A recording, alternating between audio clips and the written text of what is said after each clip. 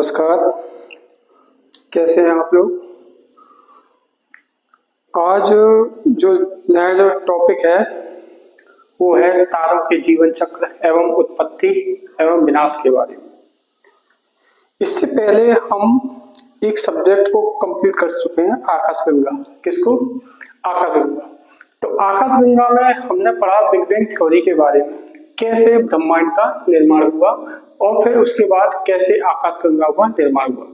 Big bang theory में आपने देखा कि एक विस्फोट होता है, विस्फोट होने के बाद क्या होता है, एक धूल के बादल बनते हैं और धूल के बादल बनने के बाद हाइड्रोजन का निर्माण होता है। हाइड्रोजन क्या होते हैं, निहारिका में बदलते हैं और निहारिका का क्या होता है, आकार बदलता है। जब निहारिका का आकार बदलता है तो क्या होता है कि उनमें नाभिकीय संलयन होता है और नाभिकीय संलयन से क्या होता है, तारों का निर्माण होता है।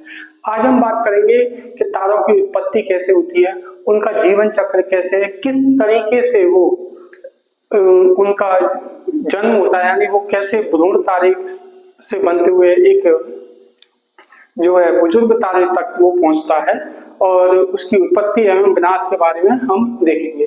तो हमने एक चीज देखी कि आकाशगंगा में सबसे महत्वपूर्ण जो गैस थी वो कौन सी गैस थी? हाइड्रोजन। कौन सी गैस थी? हाइड्रोजन। तो हाइड्रोजन गैस के कारण ही क्या हो रहा है, उसका संलयन हो रहा है। संलयन होने का मतलब क्या है कि दो हाइड्रोजन एटम है। क्या है? दो हाइड्रोजन। देखो, आपको पहले सबसे बेसिक चीज समझनी पड़ेगी, क्योंकि बिना कारण के, मैं फिर वही बात कह रहा हूँ, बिना कारण के किसी चीज को समझना बहुत मुश्किल हो जाता है। नाभिकीय संलयन क्या होता है? नाभिकीय संलयन पहले हमें ये देखना है, ठीक है।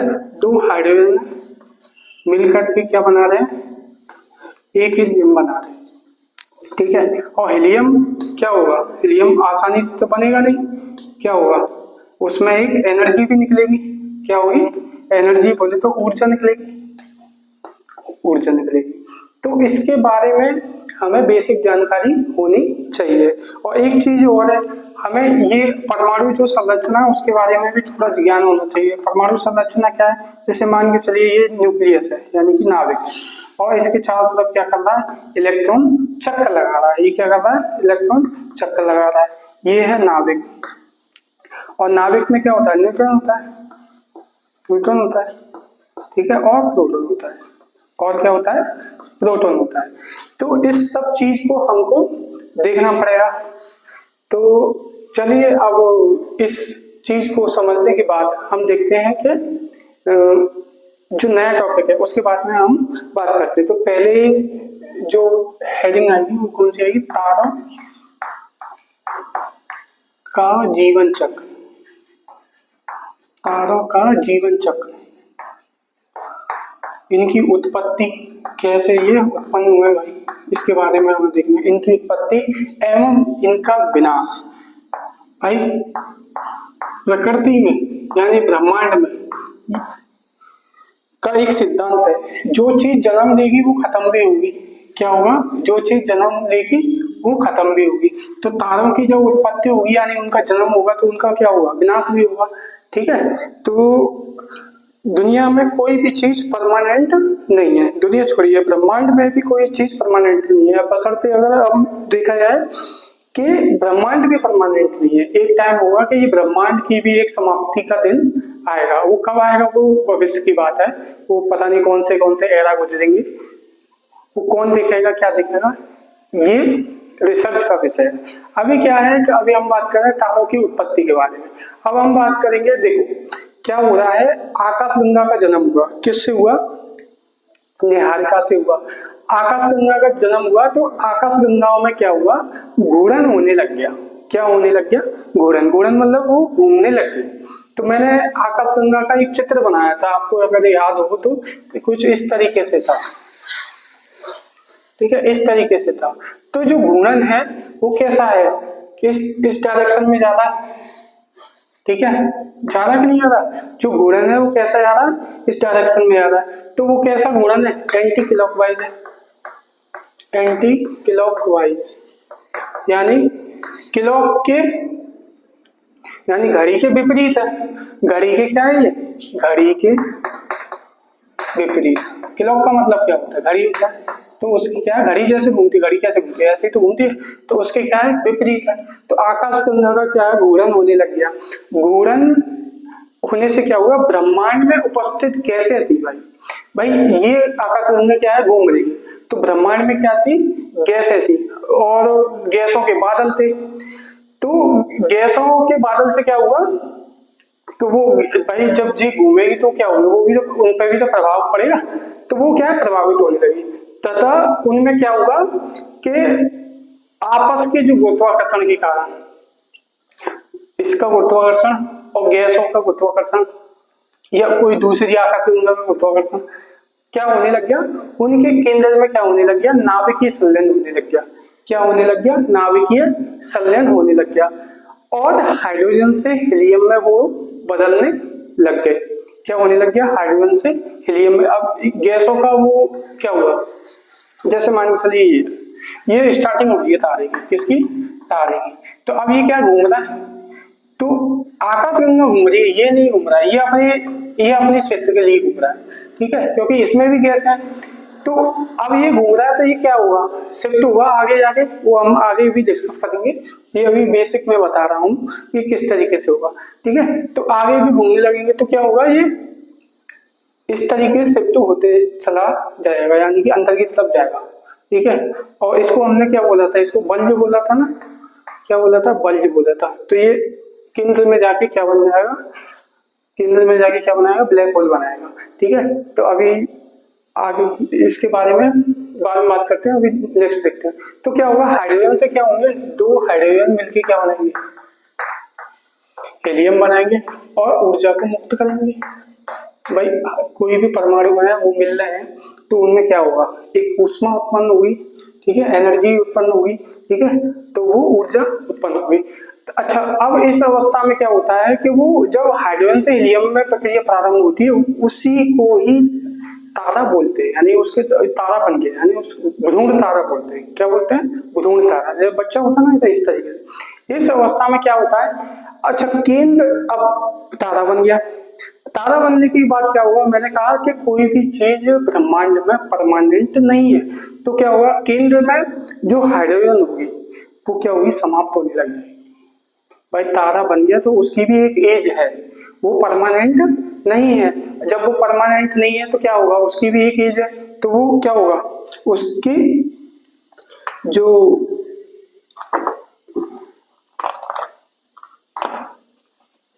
उसकी क्या होगी, जो हीलियम होंगे, हीलियम भी तो की भी तो एक सीमा है, वो भी खत्म हो जाएंगे। जब वो खत्म हो जाएंगे तो खत्म होने के बाद क्या होगा कि वो हीलियम में कन्वर्ट होना बंद हो जाएंगे। जब वो हीलियम में कन्वर्ट होना बंद हो जाएंगे, मगर केंद्र में बंद होंगे, ध्यान रखना, अभी बाहर वो प्रक्रिया चल रही है। अब जब बाहर प्रक्रिया चल रही है तो बाहर क्या होगा, वो प्रक्रिया चलती रहेगी। अंदर क्या हो रहा है, प्रक्रिया समाप्त हो चुकी है। तो जब समाप्त होगी तो क्या होगा, ऊष्मा क्या है, घटेगी और जो अंदर का जो मटेरियल है, वो पदार्थ है, वो क्या होगा, पास पास आएगा। पास पास आने से क्या होगा, उसका घनत्व बढ़ेगा। और जब घनत्व बढ़ेगा तो घनत्व बढ़ने के बाद क्या होगा, घनत्व बढ़ने के बाद होगा कि वो सिकुड़ता चला जाएगा। अब सिकुड़ता चला जाएगा तो उसका ग्रेविटी भी बढ़ेगी। जब ग्रेविटी बढ़ेगी तो उसमें क्या होगा, ऊष्मा उत्पन्न होगी। और जब ऊष्मा उत्पन्न होगी, ऊष्मा उत्पन्न होने पर उस तारे का एक एंड आएगा, क्योंकि अंदर ठंडा हो गया, अब बाहर होने की प्रक्रिया चालू हो रही है, ठीक है। तो जब वो अंदर ठंडा हो चुका है, यानी कि अंदर क्या है, हाइड्रोजन से हीलियम में बदलना क्या है, बंद हो चुके हैं, बाहर थोड़े थोड़े बदल रहे हैं, तो वो एक कलर देगा। कौन सा कलर होगा, वो होगा लाल कलर, ठीक है। इसीलिए इसको लाल दानव कहा जाता है या डेड जिएंट कहते हैं। यानी कि अगर वो लाल कलर है तो तारे का क्या है, अंतिम समय है, ठीक है। और जब अंतिम समय होगा तो क्या होगा, उसमें एक विस्फोट होगा। क्या होगा, विस्फोट होगा। क्यों, क्योंकि जब वो क्या है, घनत्व के कारण पदार्थ क्या होंगे, पास पास में आ जाएंगे। जब घनत्व के कारण जो पदार्थ होंगे पास पास में आएंगे, पास पास में आने के बाद क्या है, हीलियम जो हाइड्रोजन से हीलियम बना था वो अब क्या ठंडा होने भारी पदार्थों में बदलेगा। किस में बदलेगा?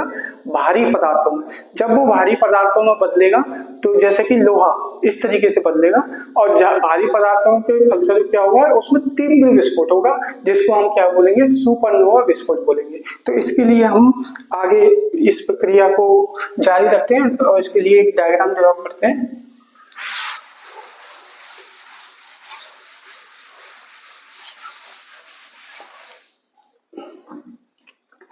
इसके लिए सबसे पहले हमारा क्या था भाई, यहाँ पे कुछ था, क्या था, जिसको हमने बोला था नेबुला। क्या बोला था? नेबुला। ठीक है, नेबुला कैसे बना था आपको मैंने बताया था। नेबुला कैसे बना था? नेबुला बना था किससे? हाइड्रोजन के बादलों से। ये किससे बना था? हाइड्रोजन के बादलों से।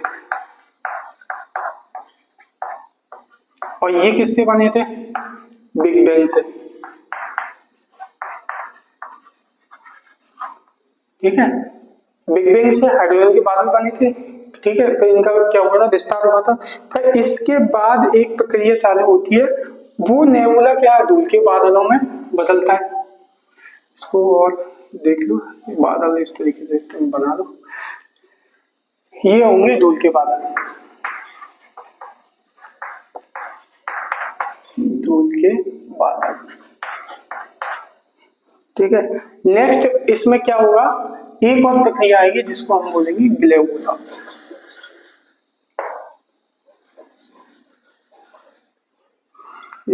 ग्लोबुला। ये तारे का क्या है? जीवन चक्र है। ये हम बताएंगे ये किस तरीके से ये बदलेगा। ठीक है, अब ग्लोबुला क्या होगा? धूल के बादल बन गए। अब मैंने वो प्रक्रिया बताई थी आकाशगंगा वाली, तो उसमें क्या होगा? वो तारे जो होंगे वो क्या होंगे? इकट्ठा होने लग जाएंगे। तो गैसें जब इकट्ठा होंगी तो क्या होंगी? ठोस पदार्थों में बदलेंगी। फिर नेक्स्ट क्या होगा? इसमें एक नया जीवन चक्र बनेगा। अब इसको बोलेंगे प्रोटोस्टार।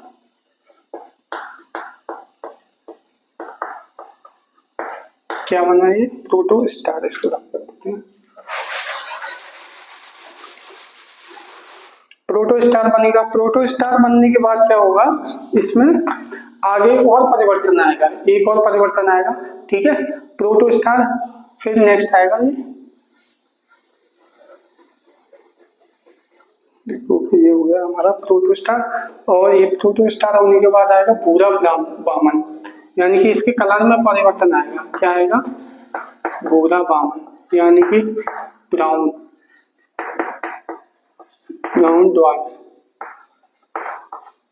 द्वार बीच को बोलो जाता है। ये क्या था? नेबुला। नेबुला के बाद धूल के कण, फिर उसके बाद ग्लोबुला, फिर प्रोटोस्टार, फिर ब्राउन भूरा वामन। ठीक है, अब इसके बाद थोड़ी और संरचना में परिवर्तन आएगा। इसको बोलेंगे क्रमिक तारा। क्या बोलेंगे? क्रमिक तारा। फिर नेक्स्ट जो परिवर्तन आएगा क्रमिक तारा। अब यहाँ से जो चेंज हो रहा है वो चेंज किस में हो रहा है? वो चेंज हो रहा है रेड जायंट में। किस में हो रहा है? रेड जायंट में। इसको बना लो रेड जायंट।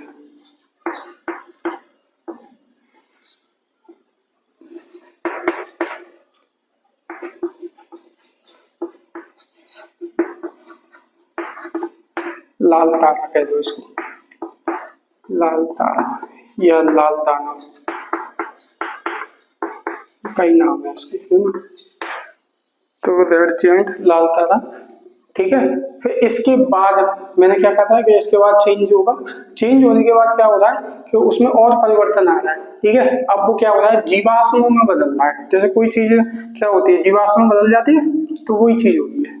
तो यहाँ क्या हो जाएगा? इसमें मैंने क्या बोला था कि हाइड्रोजन क्या होंगे?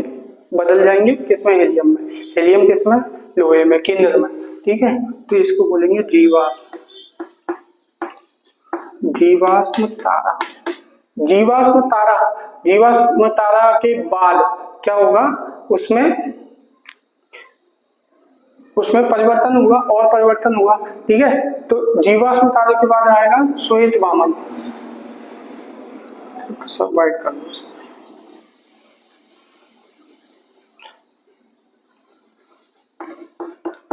श्वेत वामन, श्वेत वामन, ठीक है। श्वेत वामन से जैसे ही एक और इसी में से ब्रेक होगा, इसी में से क्या होगा, ये काला वामन। ये तारों के नाम है, ये तारों का क्या हो रहा है, तारों में क्या हो रहा है, परिवर्तन हो रहा है। काला वामन, काला वामन के बाद क्या होगा, इसमें विस्फोट हो जाएगा। इसमें क्या हो जाएगा, विस्फोट हो जाएगा, जिसको सुपरनोवा विस्फोट कहेंगे। सुपर नोवा विस्फोट। देखो एक चीज है, जैसे कि अगर इसको देखें तो देखो नेबुला था, धूल के बादल, ग्लोबुला, प्रोटोस्टार बनना स्टार्ट हो गया, ठीक है। क्रमिक तारा, ठीक है, रेड जॉइंट, उसमें हाइड्रोजन का हीलियम में बदलना बंद। जीवाश्म तारा, ठीक है, दो ताराओं में कन्वर्ट, फिर से क्या होगा, घनत्व बढ़ गया, उसमें क्या होगा, विस्फोट होगा। विस्फोट होने के बाद क्या होगा, उसमें से इलेक्ट्रॉन बाहर निकल जाएंगे। विस्फोट होने के बाद क्या होगा, इलेक्ट्रॉन बाहर निकल जाएंगे। ये कब समझ में आएगा, जब हम चंद्रशेखर सीमा पढ़ाएंगे। इसके बाद जो टॉपिक होगा वो चंद्रशेखर होगा, इसको ही बने रहने देंगे, मगर चंद्रशेखर सीमा इसके अकॉर्डिंग ही होगा। तो ये क्या होगा, न्यूट्रॉन तारा, क्योंकि जब उसमें से, ठीक है, इसको क्या पल्सर तारा भी बोला जाता है। क्या बोला जाता है, पल्सर, पल्सर तारा। क्या बोला जाता है, पल्सर तारा। ये क्या है, ये बहुत तेजी से घूमता है, क्योंकि जब जैसे इलेक्ट्रॉन अलग होगा तो क्या बचा, वो न्यूट्रॉन ही तो बचा, तो वो क्या घूमने लग जाएगा, ठीक है, अपनी धुरी पे घूमता है। क्या ऐसे घूमता है, यह बहुत तेजी से घूमता है, ऐसे लिख लो, घूमता है, ठीक है। इसके बाद जो प्रक्रिया आएगी वो कौन सी आएगी, वो आएगी ब्लैक होल की। वो किसकी आएगी, ब्लैक होल की। इसको बोलते हैं हिंदी में कृष्ण चिन्ह। ये आएगी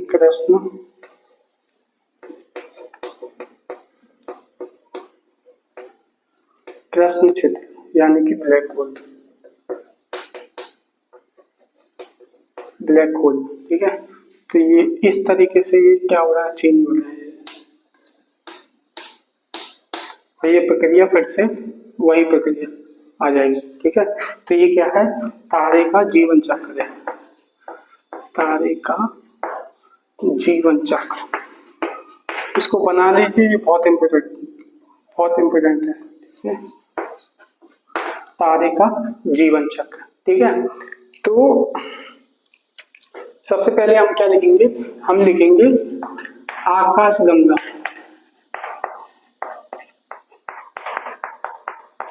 आकाशगंगा का घूर्णन। आकाशगंगा का क्या हो रहा है, घूर्णन हो रहा है। घूर्णन होने से क्या हो रहा है, ब्रह्मांड में गैसों का मेघ प्रभावित होता है। ब्रह्मांड में गैसों का मेघ प्रभावित होगा, ठीक है। फिर इसके बाद क्या आएगा भाई, गैसों का मेघ प्रभावित होगा तो उसमें क्या होगा, केंद्र में गुरुत्वाकर्षण बढ़ेगा और नाभिकीय संलयन शुरू होगा। केंद्र में गुरुत्वाकर्षण, केंद्र में क्या होगा, गुरुत्वाकर्षण के कारण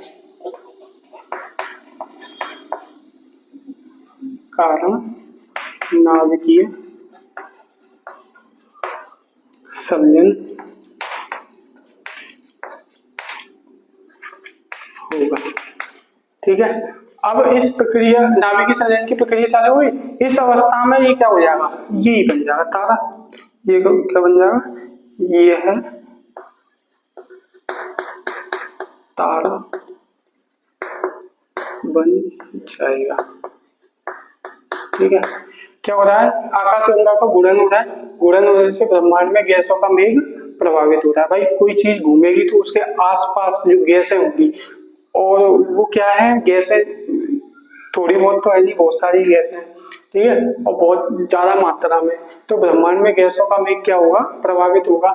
अब क्या होगा, केंद्र में गुरुत्वाकर्षण के कारण जहां गैस का मेघ प्रभावित हो रहा है, केंद्र में गुरुत्वाकर्षण के कारण नाभिकीय संलयन होगा। क्या होगा, नाभिकीय संलयन होगा, क्योंकि जब वो आकाशगंगा घूम रही है, देखो इस तरीके से घूम रही है वो ऐसे, ठीक है, तो ये इधर जा रहा है, ये इधर जा रहा है, तो यहाँ पर जो गैसों का जो मेघ है, तो वो गैसों का मेघ क्या होगा, वो प्रभावित होगा, तो उस गैसों का मेघ से क्या होगा, वो भी घूमने लग जाएगा, और उसके केंद्र में क्या होगा, नाभिकीय संलयन स्टार्ट हो जाएगा, हाइड्रोजन का हीलियम में कन्वर्ट हो जाएगा, हाइड्रोजन प्लस ये क्या हो जाएगा, हीलियम में कन्वर्ट हो जाएगा। अब हीलियम में कन्वर्ट होने के बाद क्या होगा, एक टाइम ऐसा आएगा कि वो क्या होगा, अभी आगे बताएंगे, वो ठंडा हो जाएगा, ठंडा होने के बाद क्या होगा, तारे में बदल जाएगा। अब नेक्स्ट क्या है, अब केंद्र का हाइड्रोजन मान के चलिए समाप्त हो जाता है, केंद्र का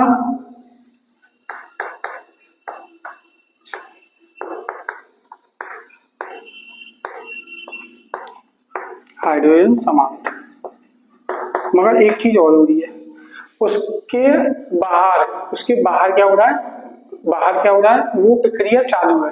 कौन सी प्रक्रिया, जो हाइड्रोजन से हीलियम में बदल रही है। तो क्या होगा, अगर केंद्र का वो समाप्त हो जाएगा तो केंद्र क्या हो जाएगा, केंद्र हो जाएगा ठंडा, केंद्र क्या हो जाएगा, ठंडा हो जाएगा। जब केंद्र ठंडा हो जाएगा तो क्या होगा, उसका जो पार्ट होगा, किसका, केंद्र का, वो इकट्ठा होने लग जाएगा, इकट्ठा, केंद्रीय भाग क्या होगा, केंद्रीय भाग इकट्ठा होने लग जाएगा। जब केंद्रीय भाग इकट्ठा हो जाएगा तो क्या होगा, मगर एक चीज और हुई, जब मैंने बताया तो बाह्य परत में या लिख लो मगर बाह्य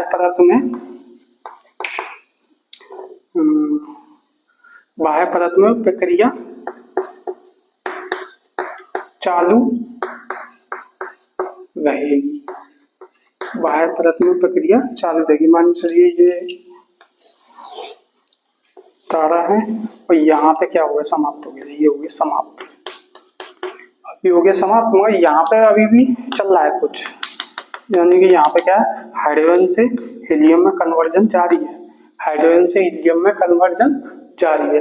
अब जैसे जैसे ये क्या होगी, परत क्या होगी, अंदर का जो होल होगा वो क्या होगी, ठंडी होती जाएगी, ठीक है, और ठंडी होती जाएगी, हीलियम में बदलना जारी रहेगा, यानी बाहर चालू रहेगी, यानी कि हीलियम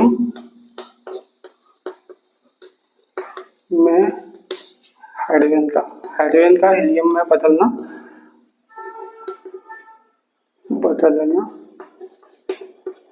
जारी रहेगा, ठीक है। जारी रहने से क्या होगा, ये क्या हो जाएगा, लाल रंग दिखाई देगा, इसका क्या होगा, लाल रंग दिखाई देगा, और लाल रंग दिखाई देने से क्या होगा, लाल रंग दिखाई देने से इसको बोलेंगे लाल दाना,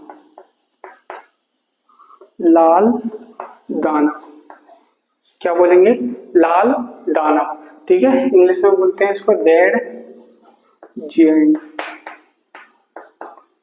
ठीक है। लाल रंग दिखाई देगा, कैसे दिखाई देगा, हाइड्रोजन का हीलियम में बदलना जारी रहेगा, कहाँ पर, बाहर की प्रक्रिया में, मैं बार बार इसको नोटिस करा रहा हूँ, बाहर परत में हाइड्रोजन का हीलियम में जारी रहेगा, मगर अंदर क्या है, ठंडा हो चुका है, ये क्या समाप्त होने का मतलब ठंडा हो चुका है, ठीक है, और समाप्त होने से क्या हुआ, घनत्व भी क्या हो जाएगा, घनत्व में क्या हुआ, बढ़ोतरी हुई, घनत्व भी क्या हो गया, बढ़ गया। जब घनत्व बढ़ गया तो क्या होगा, सिकुड़ने के बाद क्या होगा, इसमें रुक जाओ, 20 रफ कर देता हूँ, फिर पता है,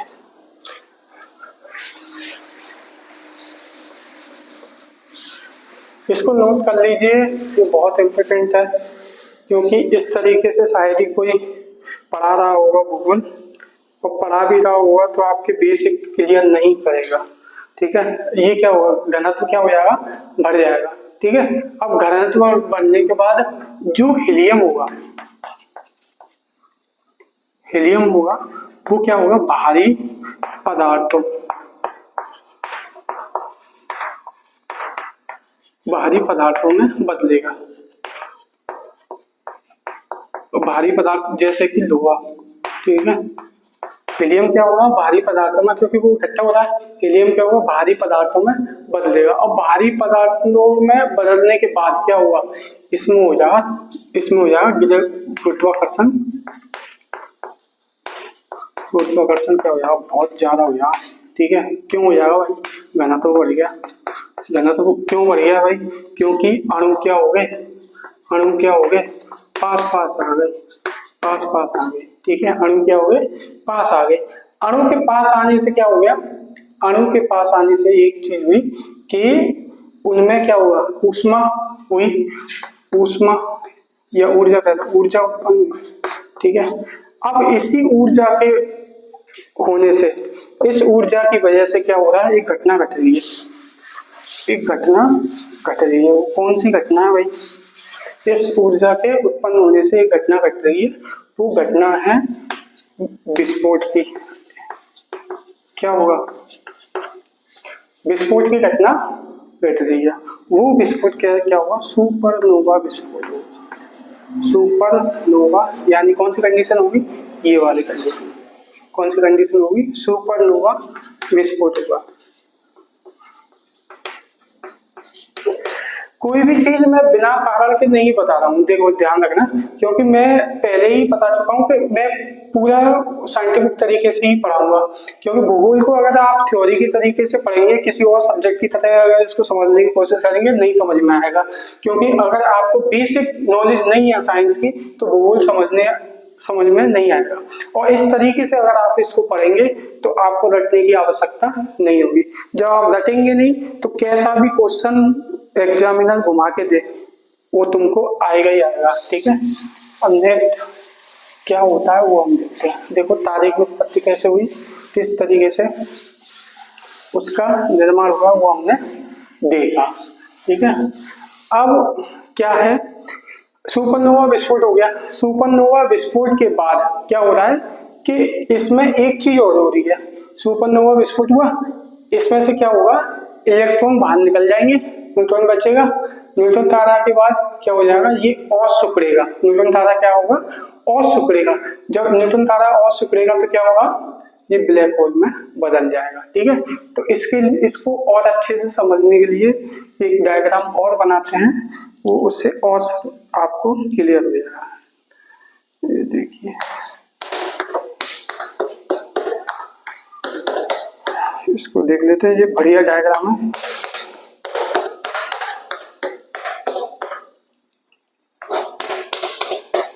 ठीक है, यहाँ जो पहली कंडीशन थी वो कौन सी थी, निहारिका की। किसकी थी, निहारिका।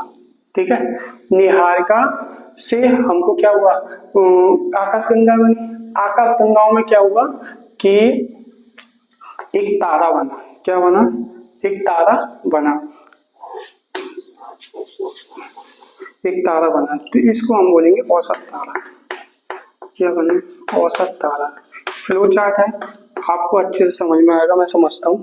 ठीक है, इससे एक दूसरी और रचना भी बनी। वो रचना क्या थी, ये थोड़ा इससे बड़ा, तो औसत तारा था, वो ये थोड़ा बड़ा था।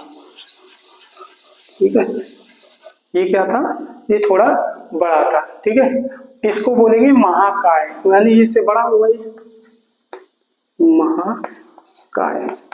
इसके बाद हम चंद्रशेखर सीमा पढ़ेंगे, उसमें क्या होगा तो इन चीजों को किस तरीके से समझा जा सकता है, वो चंद्रशेखर जी ने बहुत अच्छा समझाया है। महाकाय तारा। ठीक है, इसके बाद जो ये बनेगा, ये किस में बदल जाएगा, ये बदल जाएगा लाल दानव में। ठीक है, ये बदल जाएगा लाल दानव, लाल दानव। लाल दानव में बदलेगा। लाल दानव से क्या होगा, ग्रहीय निहारिका। क्या होगा, ग्रहीय निहारिका। ग्रहीय निहारिका यहाँ लिख देते हैं, ग्रहीय।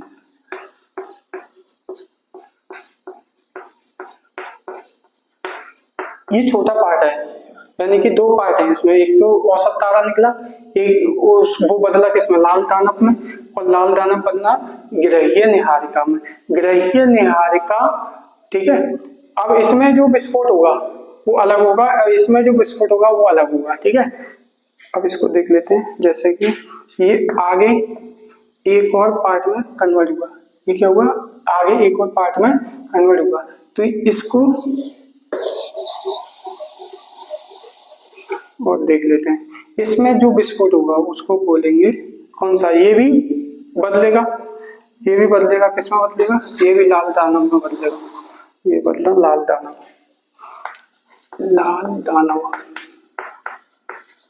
ठीक है। फिर आगे बढ़ेंगे तो ये चेंज होगा। अब लाल दानव में जो विस्फोट होगा, इसमें जो विस्फोट होगा उसको बोलेंगे सुपरनोवा। देखो ये चक्र है, इसको मैंने एक तरीके से फ्लो के रूप में बता दिया है। इसको बोलेंगे सुपरनोवा विस्फोट, सुपरनोवा विस्फोट, ठीक है। और सुपरनोवा विस्फोट से क्या होगा भाई, 2 चीजें निकलेंगी। क्या निकलेंगी, 2 चीजें निकलेंगी, ठीक है। 2 चीजें निकलेंगी, ठीक है। तो एक तो होगा जो इलेक्ट्रॉन छोड़ के चला जाएगा, न्यूट्रॉन धारा, और एक बनेगा श्याम वेवर। श्याम वेवर कैसे कहते हैं, श्याम वेवर बोले तो ब्लैक होल, ब्लैक होल, क्या बोलेंगे, ब्लैक होल, ठीक है। इस तरीके से हमने समझा किस तरीके से तारे का निर्माण हो रहा है और किस तरीके से वह नष्ट भी हो रहा है। क्या हो रहा है, नष्ट भी हो रहा है। अब हम बात करेंगे चंद्रशेखर जी के बारे में। कौन थे चंद्रशेखर, अब हम बात करेंगे चंद्रशेखर।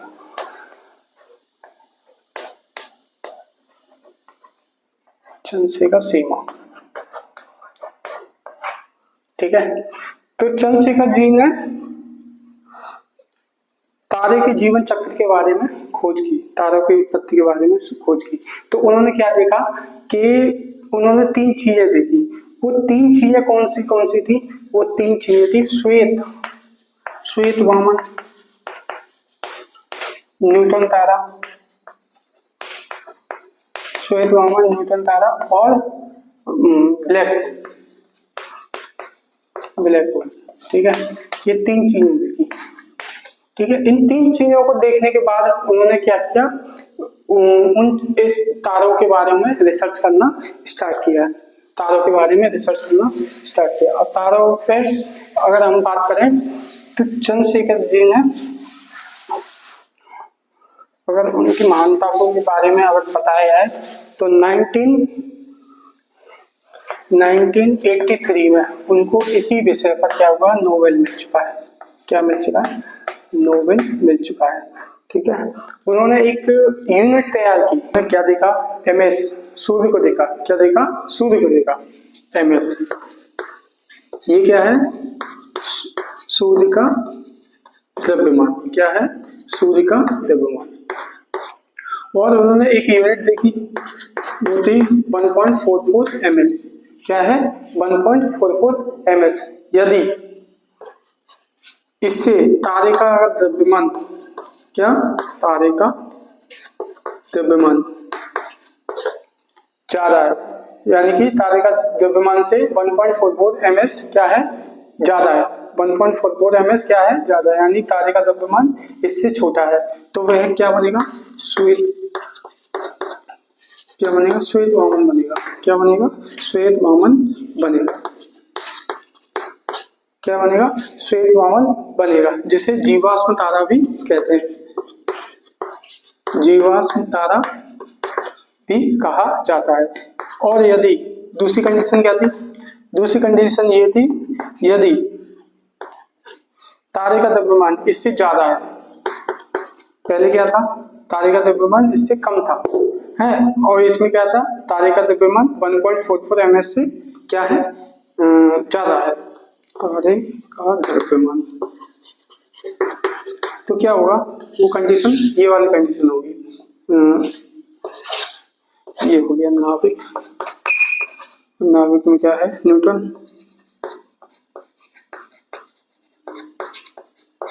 क्या है, न्यूटन, और ये क्या है, इलेक्ट्रॉन। तो जब ये कंडीशन आएगी कौन सी वाली, जब 1.44 ms से क्या होगा, तारे का द्रव्यमान ज्यादा होगा, तो ये क्या होगा, इलेक्ट्रॉन क्या हो जाएगा, बाहर हो जाएगा।